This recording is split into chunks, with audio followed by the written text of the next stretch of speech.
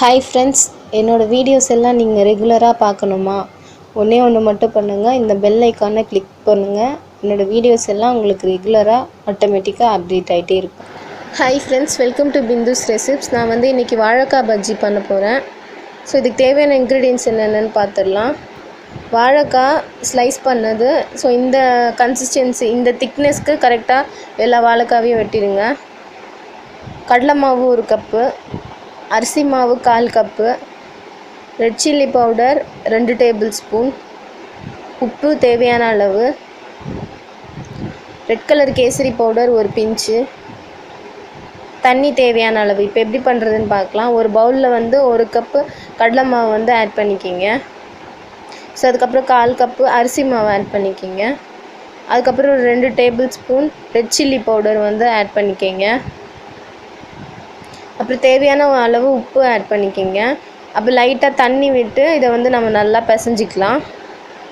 So தண்ணி at time எல்லாத்தையும் ஊற்றிடாதீங்க. கொஞ்சம் கொஞ்சமாக தண்ணி ஆட் பண்ணி நம்ம நல்லா பிசையணும். அப்போ தான் நம்மளுக்கு அந்த மாவு கரெக்ட் கன்சிஸ்டன்சியில் வந்துடும். ஸோ இப்போ பார்த்திங்கன்னா இதில் நம்மளுக்கு மாவு தான் ரொம்ப முக்கியமாக அந்த வாழைக்காய் பஜ்ஜியில் நம்ம கரெக்டாக பண்ணணும். ஏன்னா ரொம்ப தண்ணி ஆகிடுச்சின்னா நம்மளுக்கு மாவில் அந்த வாழைக்காவை டிப் பண்ணும்போது அதில் ஒட்டாது. ஸோ இப்போ 1 pinch red colour kesari powder add பண்ணிக்கலாம். இது அந்த பஜ்ஜிக்கு நல்ல கலர்ஃபுல்லாக இருக்கும் நம்மளுக்கு. ஸோ இதையும் போட்டு நல்லா பிசைஞ்சிக்கங்க.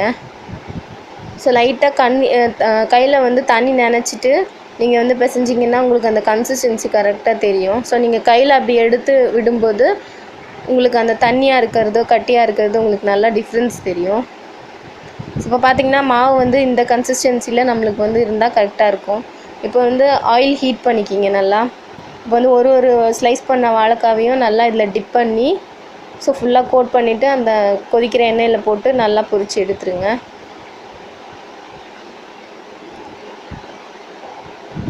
ஸோ இந்த மாதிரி ஒரு வாழைக்காவையும் நல்லா டிப் பண்ணி போட்டு ஃப்ரை பண்ணிவிடுங்க. ஒரு 1 மினிட்டில் நம்மளுக்கு நல்லா அது குக் ஆகிடும், நல்லா டீப் ஃப்ரை ஆகிடும். ஸோ ரொம்ப நேரம் அதில் வச்சுருந்திங்கன்னா நம்மளுக்கு கலர் பிளாக்காக வந்துடும். ஸோ ஒரு 1 or 2 மினிட்ஸில் அதை ஃப்ளிப் பண்ணி போட்டுக்கோங்க.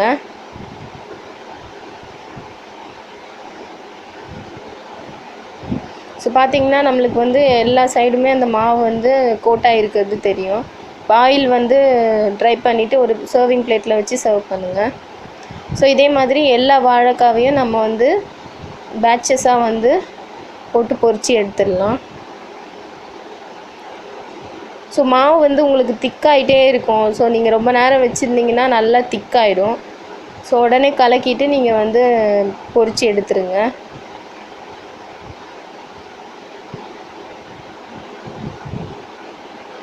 பார்த்திங்கன்னா நம்மளுக்கு வாழைக்காய் பஜ்ஜி நல்லா ரைஸ் ஆகி வருது.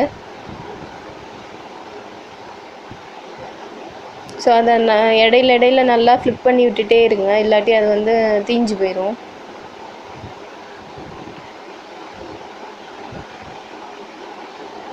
ஸோ பார்த்திங்கன்னா எக்ஸஸ் ஆயிலை நம்ம ட்ரை பண்ணிவிட்டு ஒரு டிஷ்யூ பேப்பரில் இல்லை எதுலையாவது போட்டு நல்லா ஆயிலெல்லாம் ரிமூவ் பண்ணிவிடுங்க.